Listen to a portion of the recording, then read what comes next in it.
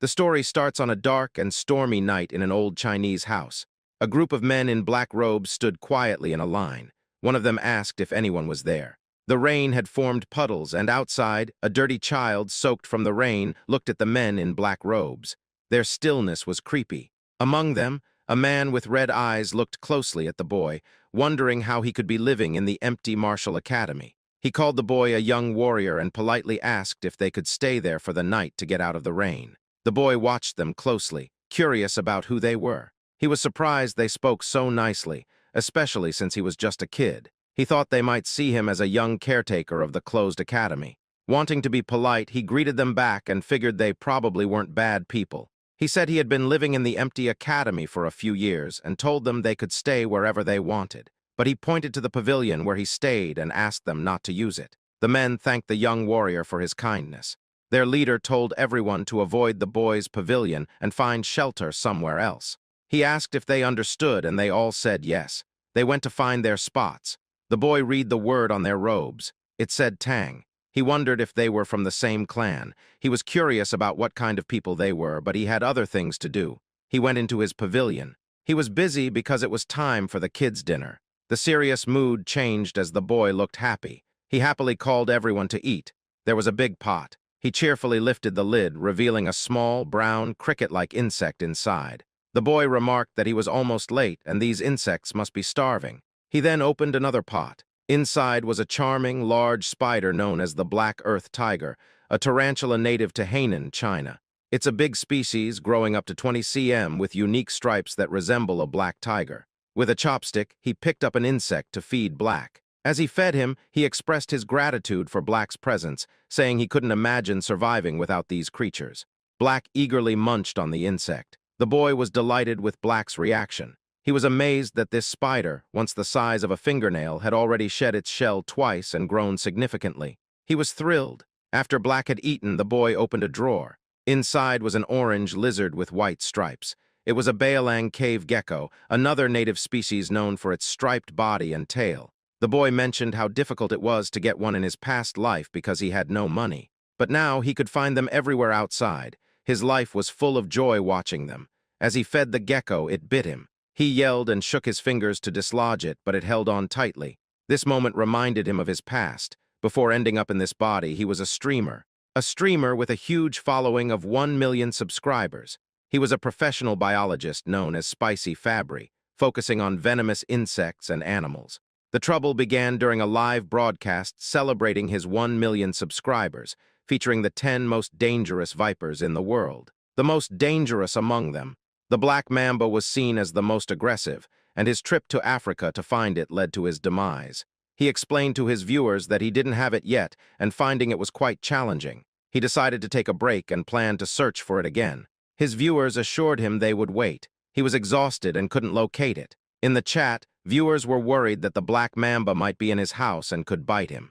The elusive snake, which he had searched for tirelessly, was actually curled up on top of his refrigerator. During the live stream, it bit him swiftly, and just like that, our boy died. Now back to the present, he frowned, thinking about how it happened after all his hard work. Meanwhile, an elderly man in a black robe stood outside his pavilion door. He knocked and called for the young warrior. The boy opened the door and asked if there was anything wrong. The man expressed his gratitude for the shelter from the rain. He invited the boy to join them for dinner, mentioning they had caught a deer. The boy was thrilled to hear this. He loved meat. Until now, the only meat he had eaten was from snakes and lizards. He gladly accepted the invitation and joined the others. They had set up a bonfire. Everyone gathered around, watching the deer cook. The elder noticed the boy drooling at the sight and mentioned that the deer would take some time to be ready. In the meantime, he asked if he could ask a few questions. The boy felt a bit embarrassed for staring too long but agreed to answer. The elder asked if the boy lived alone and how old he was. The boy wasn't sure if he was 14 or 15. He decided to make up a story that he had hit his head as a child and didn't remember much. When asked if he stayed there by himself, he said yes, explaining he had no special talent. He just caught snakes and sold their skins to get by. The elder was surprised he did such a risky thing. The boy replied that he was used to it. Someone brought over some cooked meat so they could eat first. An old man commented that the young warrior must be hungry. The boy thanked the elder. He mentioned it had been a long time since he had any meat. As he bit into it, he looked genuinely happy. In his mind, he thought, "This is happiness." The older men watched him with smiles. They asked the boy to listen while he ate. The elder explained they were searching for something and asked if he had seen anything unusual. The elder hesitated about sharing more. The white-haired elder suggested to the patriarch that, since they owed the young warrior, it might be fine to tell him. Besides, the boy probably wouldn't understand, and living alone, he wouldn't spread the word. The patriarch agreed with his father and began to explain. They were looking for a centipede with a blue spot on its body. The boy was taken aback by this. They called it the blue spot centipede. It was large, so they thought the boy might have come across it. He asked how big it was. The patriarch said that if it were an adult, it could easily swallow someone the boy's size. The boy went pale at the idea of such a gigantic centipede. He started to question his assumption that he had just traveled back a few hundred years. Maybe he was in another world altogether. The white-haired man reassured him not to worry as they were close to catching it. The boy wondered if they intended to catch and raise it. The elders were puzzled by the idea of raising it. The white-haired elder was entertained and burst into laughter. They found the notion of raising a blue spot centipede amusing. The patriarch remarked on how funny the young warrior was. The white-haired elder clarified that raising it was impossible. They intended to use it for medicine. This confused the boy, who thought they might be traders, but now wondered if they were involved in something illicit. He asked how centipedes could be medicinal. The white-haired man explained that his granddaughter was gravely ill, and the centipede's inner core was the only thing that could save her, so they were determined to find it. The boy was trying to piece everything together, and the patriarch confirmed his thoughts. The white-haired elder's granddaughter was indeed his daughter. To the boy, it seemed like they were willing to try anything to help her, given her critical condition. Though he doubted centipedes could be used as medicine, he understood the lengths parents would go for their children. Feeling sympathy for both the girl and the centipede, and grateful for the meal the men provided, he decided to offer his help. He began speaking about the centipede, prompting the patriarch to ask if he had seen it. He replied no, but mentioned that while he might not know exactly what a blue spot centipede is, he might have an idea of where to find it. Despite his death by snake bite, Spicy Fabry was exceptionally knowledgeable about venomous creatures. Out of the estimated 8.7 million species, about 20,000 are known to be venomous, and he had knowledge of each one. Centipedes were no exception. With expertise in venomous animals, Spicy Fabry was like a walking encyclopedia. The boy recalled his extensive knowledge about centipedes, as if flipping through a mental book. In his mind, he scanned through the information and soon found what he was looking for. Back in reality, he told the elders he might know where to find the creature. The men were surprised and eager to know where. The boy asked about the areas they had already searched. They had looked north and east of the academy, mostly during the day, focusing on the riverside to the north. He wasn't surprised they hadn't found it. He explained, "Of course you couldn't find it." The elder was curious about what he meant by "of course." They urged him to explain. Centipedes, being part of the Arthropoda phylum and Chilopoda class, have a wide range and, being cold-blooded, require shelter to regulate their temperature and humidity. Another interesting fact is that, unlike most insects with a waterproof layer, centipedes have weak waterproofing and pores on their shells. So they don't actually prefer wet places. They need high humidity but dislike being overly wet, yet they can't survive long without water. Thus, the blue spot centipede is unlikely to be found in jungles or by the river. The elders were surprised, as they thought centipedes preferred places like rotten wood cracks. The boy explained that while small ones might be found there, they were searching for a big one. Large centipedes can't stay in jungles or near river rocks because they wouldn't be able to hide. The elders exchanged glances, nodding in silent agreement. They asked where they could find the centipede, promising the boy a big reward if they succeeded. The boy smiled. He pointed west, suggesting they search the Rocky Mountains in that direction. Centipedes enjoy resting under warm rocks during the day and come out at night. A few hours later, they were at the Rocky Mountains, searching thoroughly. The patriarch stood atop a tall, narrow rock, watching closely. One man approached him, suggesting the young warrior might be mistaken. He decided it was time to call it a day. He ordered the signal arrow to be fired, gathering the search team. As the arrow flew, the men gathered around a bonfire. Though exhausted, they still hoped the young warrior was right. They wondered why the centipede remained elusive but believed in the boy's intelligence. The patriarch remained silent. Eventually, with a pained expression, he spoke of his daughter, Hueyun, considered the most exceptional talent in the Tang family's history. He questioned if the heavens had abandoned her. Suddenly, someone announced the Grand Patriarch's return. The Patriarch welcomed him back, and they gathered around the bonfire.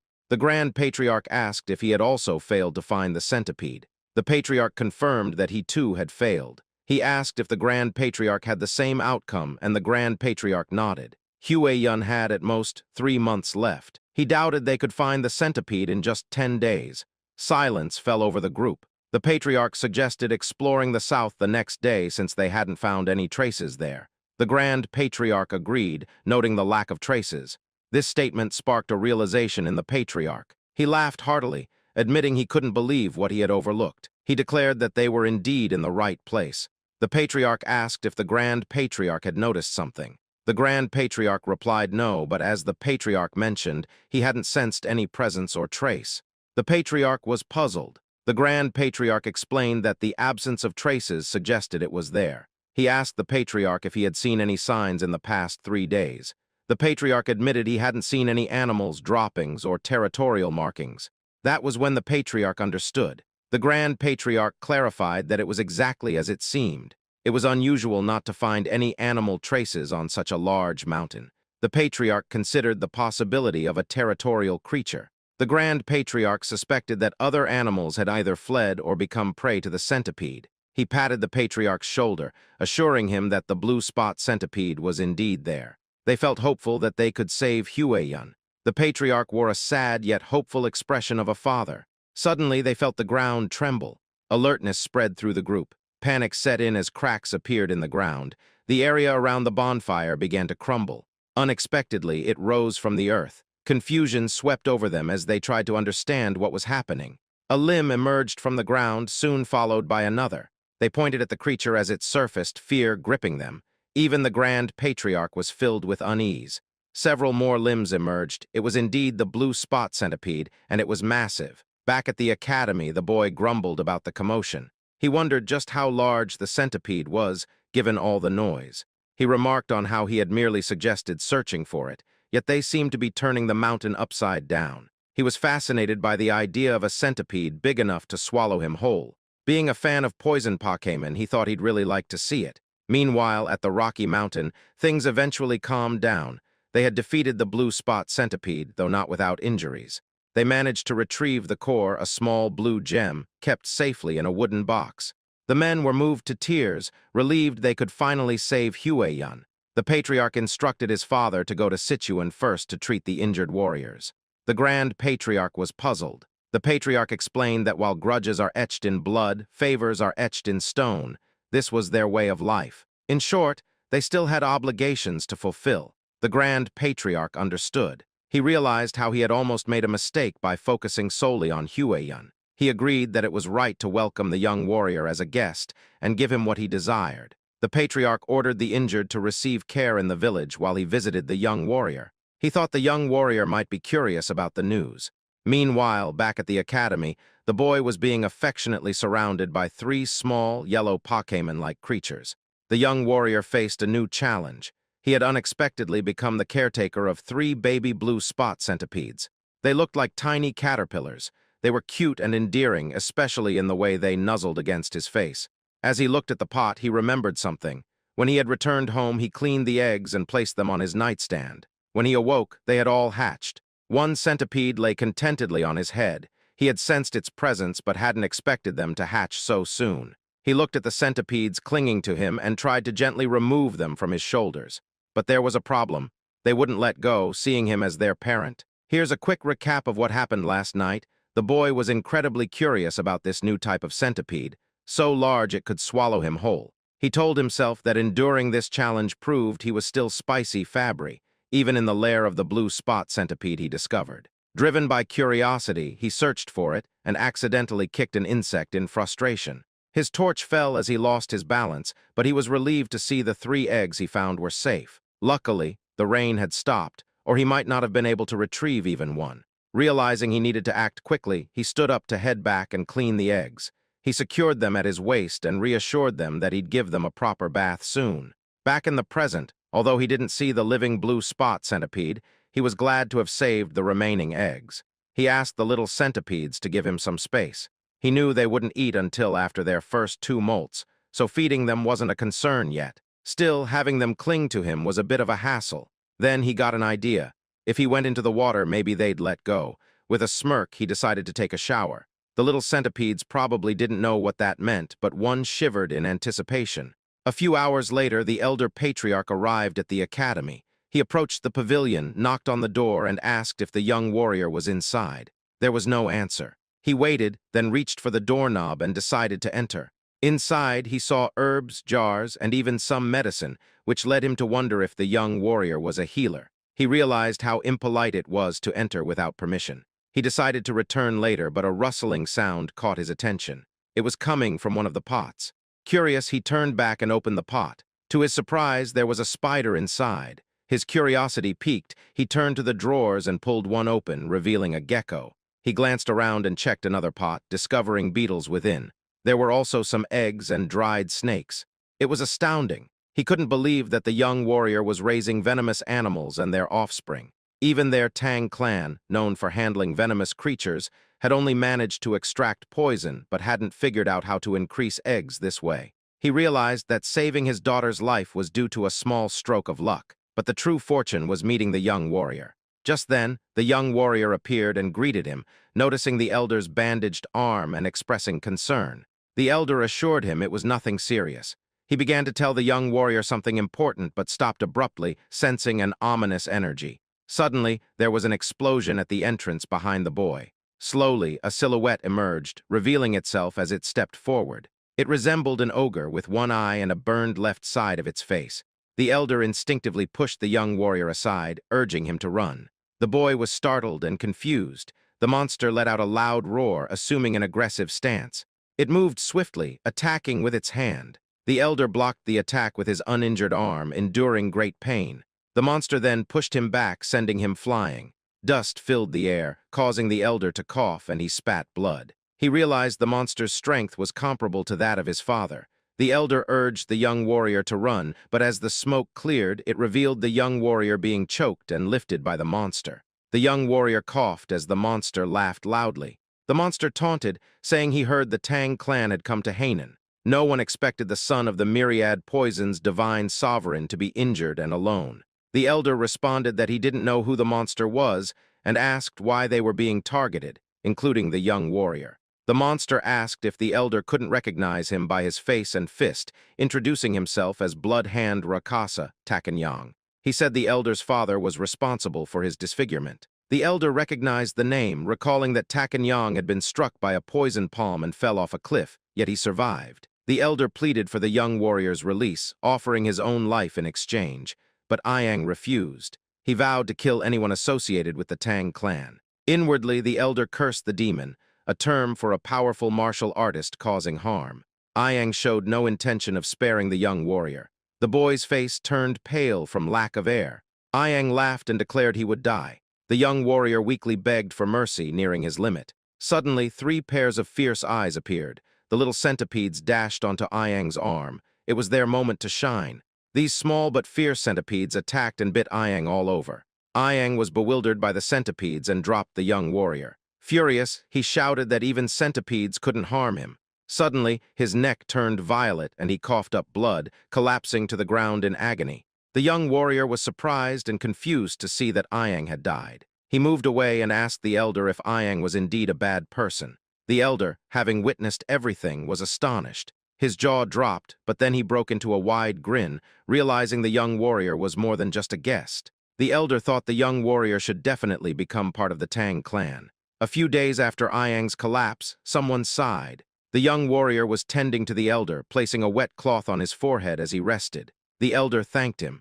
The young warrior suggested that instead of thanking him, the elder could tell him where his companions were so he could check on them. However, he realized he couldn't leave the elder alone, and they couldn't call a doctor either. The elder reassured him not to worry, saying he would recover with a few days of rest. The boy was amazed at how calm the elder was after such a serious injury. He told the elder to stop being so nonchalant when he was in critical condition. The elder responded that he was fine because he was a martial artist. The young warrior was clueless and asked if martial artists were the kind who flew around and shot fireballs. The elder chuckled and explained that not everyone could do that, but it was one way to describe it. Spicy Fabry was amazed. It was yet another reminder that he truly was in a different world. Otherwise, a centipede as large as a house wouldn't make sense. The elder expressed that he owed his life to the young warrior who had saved him.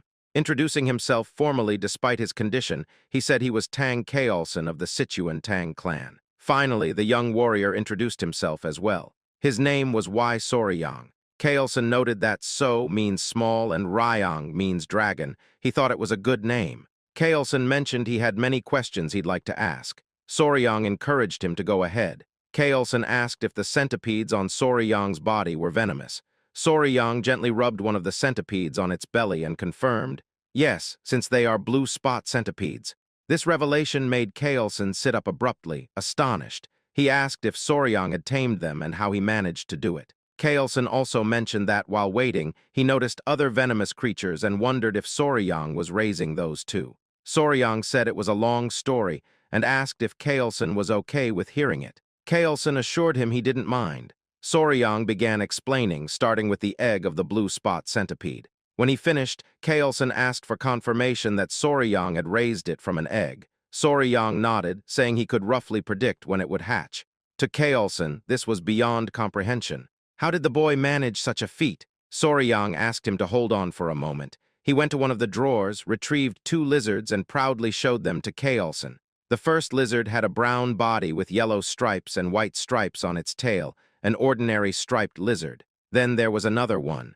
By breeding lizards with larger white stripes on their tails, he had produced one with a brown body and a white tail, no stripes. Kaolson asked if Soryang was saying he had bred that color. Soryang blushed and happily confirmed it, saying he thought it was pretty. Kaolson regained his composure and inquired if Soryang could pair ones with strong poison to create an even more venomous breed. Soryang responded with a huh. In his mind, he thought it was theoretically possible. He explained that if they knew which had the stronger poison, it could probably be done. He was still speaking when Kaolson exclaimed, "Really? That's possible?" Soryang was taken aback by the elder's intense reaction. Kaolson immediately urged him to join his family. Soryang was bewildered. Kaolson tempted him further, promising that if he joined, they would generously teach him all their martial arts, provide access to all sorts of elixirs, herbs, and any poisons he desired. Kaolson claimed that someone like Soryang could even capture or raise the legendary 10 great venomous creatures of the Central Plains martial world. As if that wasn't enough, Kaolson added, not to brag but to offer, the chance to meet one of the 3 flowers of the Central Plains, his daughter. Soryang exclaimed, "Hold on," and asked Kaolson to repeat what he had just said. Kaolson, amused, remarked that even though Soryang was young, he was still a man. He resumed talking about the flowers of the Central Plains, but Soryang interrupted, telling him to forget about that. Soryang wanted to know more about the 10 great venomous creatures of the Central Plains and asked if they were as amazing as the blue spot centipede. Kaolson assured him, of course. He explained that while the blue spot centipede was impressive, it was ranked lower compared to the 10 great venomous creatures. From giant scorpions to golden frogs that glitter like gold, whatever Soryang imagined, the reality was even more extraordinary. Kaolson smiled, seeing that he had successfully piqued Soryang's interest. Soryang looked excited, his eyes sparkling with curiosity. 2 days later, a Tang clan member was shocked to learn that Blood Hand Rakasa, Tak Iang, had appeared. Kaolson explained that Iang had been hiding and refining his martial arts, reaching a level close to his father's. The Tang clan members realized that if the patriarch had sent such a man to his death, he might have reached the realm of 10,000 poisons. They congratulated him. The patriarch corrected them, saying he hadn't achieved that. He revealed that it was the young warrior who had defeated Iang. The Tang clan members were astonished. One member immediately clasped Soryang's hand, thanking him for saving the patriarch of the Sichuan Tang clan. They asked if he was an elder who had undergone rejuvenation. Soryang was puzzled. Seeing the confusion, the elder asked Soryang to demonstrate. The Tang clan members understood what was coming, and Soryang tapped his chest, calling out his little companions. The Tang clan members watched as Soryang's clothes rustled and 3 adorable centipedes peeked out, causing everyone to gasp. The little creatures crawled into view. Recognizing them as centipedes, the patriarch explained they were blue spot centipedes, and these small creatures had taken down Iang. The clan members inquired about the poison. It was incredible that Soryang had managed to tame one. The patriarch explained that this was why they wanted to accept the young warrior as part of their clan. However, Soryang said he needed more time to think about it. A clan member told Soryang it was a great opportunity. The patriarch suggested they get moving, as he felt they shouldn't delay. Soryang asked if they were still searching for something. Kaelson paused before explaining that Blood Hand Rakasa, Tak Ayang, had practiced a martial art called the Blood Hand Poison Claw. It was a dark art requiring human blood and bone marrow to reach certain levels. Soryang found that quite unsettling. Kaelson continued, saying that if Ayang had left behind any secret scrolls or disciples, they needed to address it to prevent future threats and ensure such cruel martial arts never returned. Additionally, they needed to rescue anyone who might have been captured. The patriarch asked if Soryang would assist them, given his familiarity with Hainan Island's geography. Soryang looked thoughtful. He considered it. Joining the Tang clan meant a lifelong commitment. It's like checking the company culture and the boss's character during an internship. Soryang agreed to help once the patriarch recovered. They praised him for making the right decision. Soryang replied that helping meant saving lives, so of course he would assist. In his mind, he planned to use this opportunity to learn more about the Sichuan Tang clan. After all, skilled individuals often evaluate their potential employers.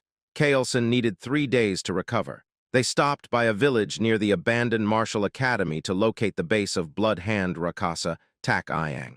They inquired about any missing people. An old man mentioned that about 1 or 2 people go missing in the jungle each year, but there hadn't been any noticeable patterns of disappearance. Kaelson was deep in thought. They thanked the village chief for his help, and he humbly replied, "I am honored to assist the famous patriarch of the Sichuan Tang clan." They excused themselves, realizing they hadn't found any significant leads. As they walked through the forest, Soryang commented that there seemed to be nothing special about the village. Kaelson explained that when Ayang found them and revealed himself, it was near that area, but locating his base was proving difficult. Soryang also found it odd that there were no traces. He recalled what Ayang had said, which sparked a realization. He asked Kaelson if he remembered what Ayang said when he appeared. Kaelson admitted he didn't really recall, as he had been struck away by Ayang's attack at the time. Soryang reminded him that Ayang mentioned hearing that the Tang clan had come to Hainan, implying someone had informed him. Therefore, it was simple. They just needed to check the places the Tang clan had passed through in Hainan.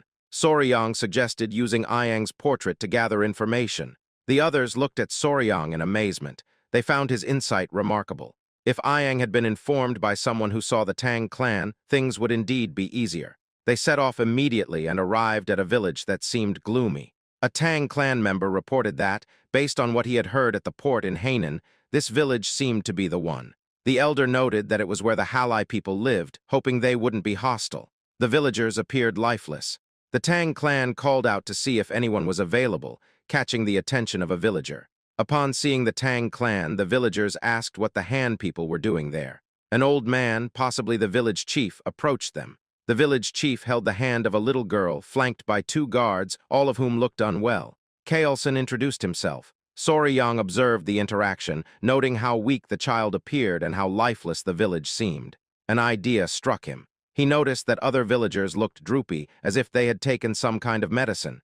The village chief assured them that no one was missing and nothing unusual was happening in their village. He urged them to leave. The elder began to comment on the disparity between the number of houses and people, but was interrupted by the village chief, who insisted there was nothing to concern themselves with. Once again, they were asked to go back. Kaelson and Soryang were taken aback. Kaelson whispered to Soryang, recalling his earlier comment that the Halai people were supposed to be friendly. Soryang had no response. He noticed the little girl again. She suddenly collapsed. Everyone was shocked. The village chief cradled her in his lap, tears welling up in his eyes. He pleaded with Majin not to leave him, as she was his only remaining relative. He couldn't bear to see her sick, too. Kaelson approached the village chief, offering his limited knowledge in medical arts. He sought permission to help. The village chief asked if it was Central Plains Medical Arts. Kaelson confirmed. Though not a physician, he had some medical knowledge and asked if he could examine the child. The village chief allowed him to proceed. The village chief then explained that a plague had been spreading through the village, causing children to die and healthy people to suffer. Kaelson promised to do his best to help. The village chief expressed his gratitude as they brought the girl inside. He scolded the guards for standing idly and instructed them to guide the physician and his party into the house. They hurried towards the house. Soryang asked a Tang clan member if the elder knew medical arts as well. The man confirmed. He explained that the Tang clan's martial arts involve dealing with poisons, making them proficient in medicine. Since martial arts begin with understanding one's body, some knowledge of medical arts is necessary. Soryang initially thought they were an assassin group that used poison. He considered that if he joined the Tang clan, it would be beneficial to learn medical arts instead of the frightening poison arts. The man added that they sometimes capture wicked individuals, inject them with poison, and observe the reactions. Soryang's expression was amusing as he interpreted this as human experimentation. The more he imagined it, the more uneasy he felt. The village streets were deserted. Inside one of the houses, someone sighed. Kaelson explained that he had transferred some of his energy to stabilize the girl's breathing. The village chief thanked him profusely, pleading for the life of his only granddaughter. Kaelson mentioned something odd about the child's pulse and asked if she had a weak heart from birth. The village chief explained that she had been sick for half a year. Besides his granddaughter, others in the village had also fallen ill with what they called a mysterious disease. This was why he had urged them to leave earlier. Kaelson offered to provide good medicine for the heart and asked for the villagers to be gathered so they could try it. The village chief was overcome with emotion, thanking him sincerely. Soryang observed Kaelson closely. Later that night, a Tang clan member walked with the patriarch, acknowledging his hard work tending to the patients. The patriarch thanked Gyupi. Pai inquired about the symptoms. Kaelson explained that the symptoms were quite unusual: lethargy, swelling in the eyes, light fever, and irregular pulses. Those with severe symptoms all had heart problems. Kaelson asked where Soryang was, and Pai replied that Soryang, likely exhausted from helping all day, had fallen asleep. He had left him in his room. Kaelson agreed, noting that Soryang had been following them without knowing any martial arts, which would naturally tire him out. Kaelson decided to check on him, and Pai offered to lead the way. They entered the room, finding Soryang sleeping soundly on the bed with his 3 centipedes resting in a basket. Kaelson peeked through the door. Noticing something, he immediately entered and raised his hand towards Soryang. His hand came down heavily, waking Soryang with a sting on his cheek. Kaelson was glaring at him.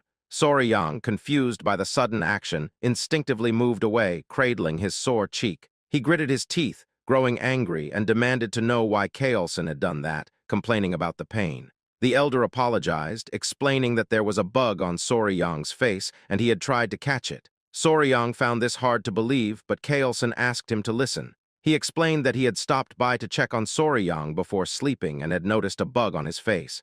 Given the many venomous insects in the area, Kaelson thought it was too dangerous to leave it there, so his hand acted on its own. He showed Soryang the bug, noting its size.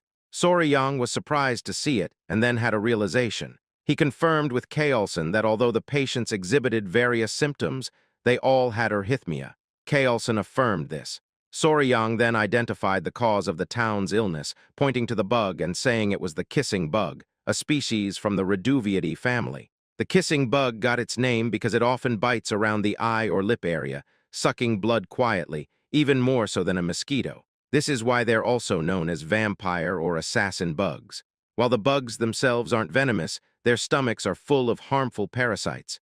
When they bite, people can easily get infected through their excrement, leading to trypanosomiasis, also known as Chagas disease.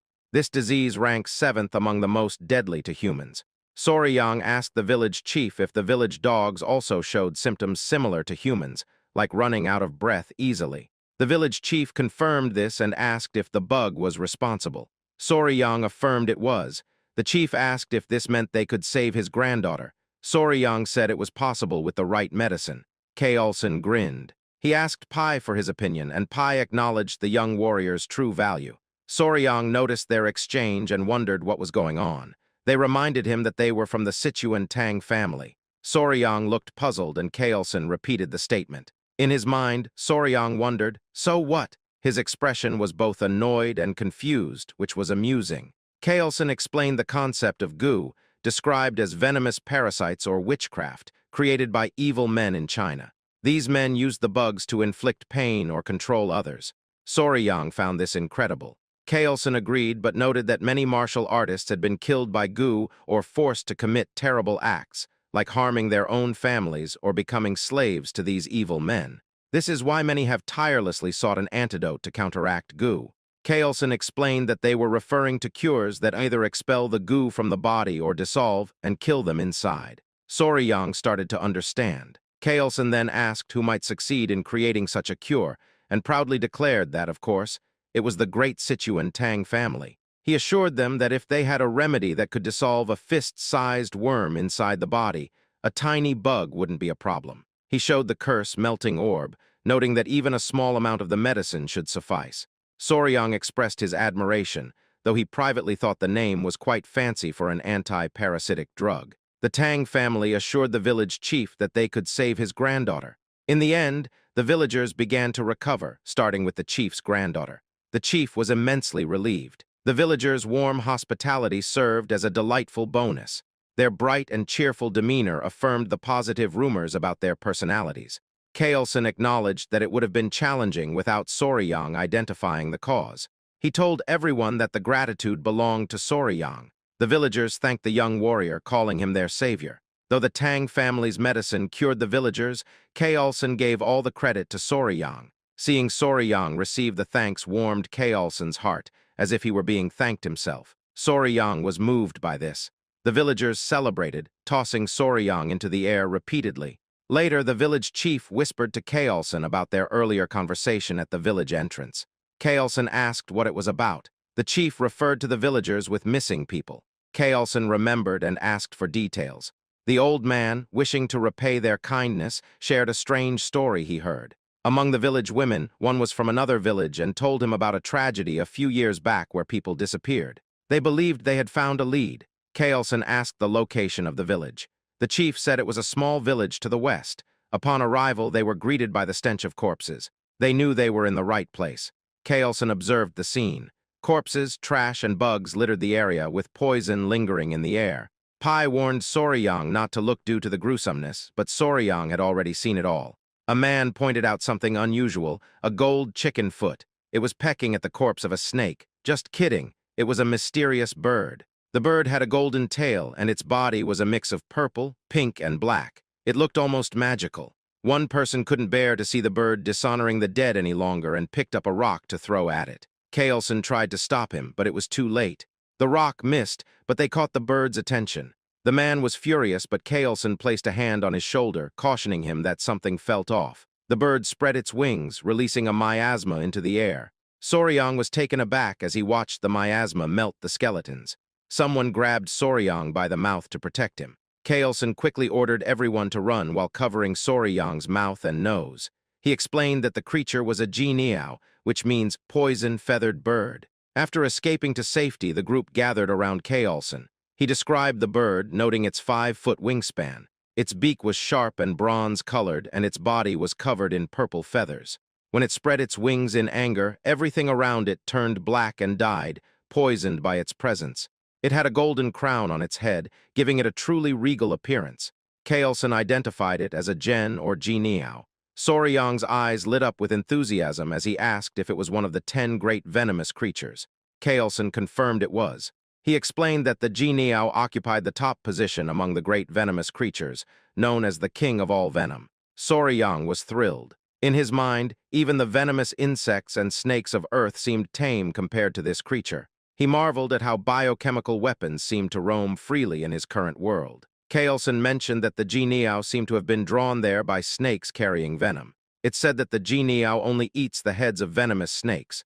Soryang asked if it was common. Kaelson replied that it was not common at all and quite rare, so rare that one might only catch a glimpse of it once in 100 years. Soryang was amazed, prompting Kaelson to ask why he was so interested. Soryang asked if it was possible to catch the Jianiao, which left the Tang members astonished. Kaelson, amused, asked if Soryang truly wanted to attempt capturing it. Soryang replied yes, but expressed concern about the venom. Kaelson smiled, recognizing Soryang's keen interest in the 10 great venomous creatures. If that was the case, Kaelson explained there was a way. Soryang was surprised to hear this. Kaelson informed him that by mastering the Tang clan's poison techniques, he would become immune to all poisons, including the venom of the Jianiao. With their clan's martial arts, he could block any poison in the world. Kaelson cunningly added that they don't teach their clan's techniques to outsiders, and even as patriarch, he couldn't break this rule. Soryang eagerly asked if joining the family would allow him to learn these techniques. He also asked if becoming immune to poison would truly enable him to withstand the Jianiao's venom. Kaelson reassured him. Of course, he promised that if Soryang agreed now, he would teach him everything and take care of his talents. He warned that if Soryang took too long to decide, he might hesitate as well. Feeling the pressure, Soryang announced his decision to join the clan. He expressed eagerness for Kaelson's guidance and began addressing him as patriarch instead of elder. The clever man had a playful smile and acted like he hadn't coaxed Soryang into agreeing. Kaelson told Soryang that from now on, he's part of their family. Back at the old place, signs of Bloodhand Rakshasa Takun Yang showed up in a cave. There were footprints too. They called the leader and gave him a notebook found in the cave. Kaelson looked through it and confirmed it was the secret technique of the Bloodhand Poison Claw. Soryang felt uneasy because it was written in blood. Kaelson decided to leave. Soryang asked if they were heading to Sichuan. Kaelson said it was the best choice since they had the blue spot centipede's core and the manual. Soryang asked if they could stop by the academy to free his friends. Kaelson agreed since Soryang also needed to gather his belongings. They set off, but when Soryang looked back, he noticed something. He pointed out that there was something over there. They checked it and saw a shiny purple feather from the Jianiao. They all stared at it, thinking. Kaelson picked it up and told Soryang he'd keep it as a gift for joining their family. Soryang seemed very interested in it and thanked him. Kaelson replied that everything was fine except for how Soryang addressed him. He suggested changing the title after the ceremony. Soryang wondered if it was like an initiation ceremony. Meanwhile, at the Tang clan, the Grand Patriarch Tang Musong, who had left earlier, finally arrived. He was tired but didn't rest. Instead, he asked about Huayin. The Tang members helped him inside quickly. They told him she was still holding on. The door opened. He immediately called out to Huayin. The people inside were surprised to see him. He told his daughter-in-law that he had the medicine now. He took out the core of the blue spot centipede. Seeing his success made the daughter-in-law cry. They got ready to give the medicine to her. Musong felt sad seeing her in pain. It was a close call and he was glad he rushed back. The daughter-in-law urged him to give the medicine right away. Musong helped his granddaughter take it. A blue glow surrounded her. Musong checked her pulse with his finger. They all hoped she would open her eyes. They watched her, waiting. Meanwhile, Soryang felt tired. He had heard the Central Plains were vast, but didn't expect them to be this big. From Hainan, they took a boat to Hangzhou. Then they passed through Nanjing after a journey lasting over a month and a half. Finally, they arrived in Sichuan. At the Sichuan Tang clan's residence, Pai happily told Soryang they were at the Sichuan Tang clan. Soryang's mouth dropped open. They stood at the entrance. They told him the entire mountain belonged to the Sichuan Tang clan. That's why it's called Tang Clan Mountain. Soryang swallowed hard, taking it all in. The Tang clan members came out to welcome the patriarch. Soryang was surprised by how many there were. He wondered if all these people were from the Sichuan Tang clan. Among them, a girl in a red dress rushed towards them. She called out to her father. It was Huayin. Tears flowed down her face as she was just happy to see her father again. Meanwhile, Soryang was captivated. Kaelson was relieved to see his daughter alive. She hugged him tightly, apologizing. Soryang couldn't believe her beauty. He had a fling with a celebrity before, but had never seen someone with such a bright aura. Kaelson told Soryang he had someone he wanted to introduce to him. Kaelson introduced his daughter, Huayin, to Soryang. Soryang was stunned. He asked if this was what Kaelson had mentioned before. Soryang said something about weeds or grass reminded Kaelson of a flower. Huayin blushed. Kaelson told Soryang that the girl next to him was the flower he had dismissed. Soryang was at a loss for words. He remembered their talk about the flower and felt embarrassed. At that moment, he realized he had made a mistake. He never thought he missed the chance to have such a beautiful partner. The only daughter of the Sichuan Tang clan was also known as the venomous flower, Tang Huayin. She carried a hidden emotional burden from a young age. She overheard some old men discussing her talents. They doubted her skills, but her beauty was remarkable enough to be one of the 3 flowers of the Murim. They talked about finding her a suitable son-in-law. One of the old men mentioned he suggested the patriarch take a second wife, but the patriarch refused, which puzzled him. When Huayin heard this, she knew her parents were right. She wanted to prove herself to the clan elders by excelling in martial arts. She wanted to show she could contribute to the family even if she wasn't a man. But rushing things led to mistakes. If someone is impatient, they can lose their way. That impatience caused a heart demon, leading to a key deviation. Then Huiyin woke up. At that time, the Grand Patriarch, her mother, and 2 others were by her bedside. Her mother looked relieved that she was safe. Tears fell from Huiyin's eyes. She cried and apologized to her mother. She wanted to be useful to the clan, but she had lost all her inner ki. Her grandfather called her a brat and asked if she was doing this because she felt guilty for making her father and grandfather worry. He mentioned how she had reached the level of 100 poisons that she wanted so much. He told her to stop crying and cheer up. She got confused when he mentioned 100 poisons. She looked at her aura, which was glowing, and asked her grandfather about it. The Grand Patriarch told her he had a story to share. It was about a mysterious young warrior who not only saved her life, but also gave her the inner kai of 1,000 poisons, not just 100. In the present, Huiyin asked about the weed. Soryang had no reply. Again, he felt embarrassed for calling Kailson's daughter a weed because he was so caught up in the story of the 10 great venomous creatures. He told himself to reflect on this. He tried to brush it off, saying the patriarch took the joke too far. He told her it was nice to meet her. It was amusing how the clan members smiled as they watched the 2 young adults meet. Soryang introduced himself and said he knew she had been sick, so he was happy to see her healthy now. Huiyin told him it was nice to meet him too. She introduced herself as Huiyin, also known as the venomous flower, and thanked him for saving her life, promising to never forget his kindness. Soryang was captivated by her beauty. Kailson asked Soryang what he thought. Soryang was surprised when he heard a voice in his head, assuming it was some kind of sound transmission. Kailson asked if Soryang agreed that his daughter was beautiful, and if he wanted to get to know her better. A little while later, Soryang relaxed in a large bath. The centipedes were peacefully resting in a basket. Soryang felt exhausted and thought he might collapse. He looked worn out. Then he noticed something. He smiled at the centipedes. One centipede woke up and smiled at him. Normally, the centipedes wouldn't fall off, but when he told them hot water was bad for them and suggested they stay in the bucket, they went in as if they understood. He found it mysterious. It seemed like they could understand him. Kailson mentioned that they react to killing intent. 2 centipedes were now awake and watching him. He joked that he felt embarrassed with them staring at his naked body. The 2 centipedes then hid inside the bucket, which amused Soryang. He remembered Pai saying the centipedes were spiritual creatures. He made a mental note to find out more about spiritual creatures later. He pondered it. He couldn't calm down after what Kailson said. He knew he had to leave soon. At another pavilion, the family gathered around the table. The Grand Patriarch,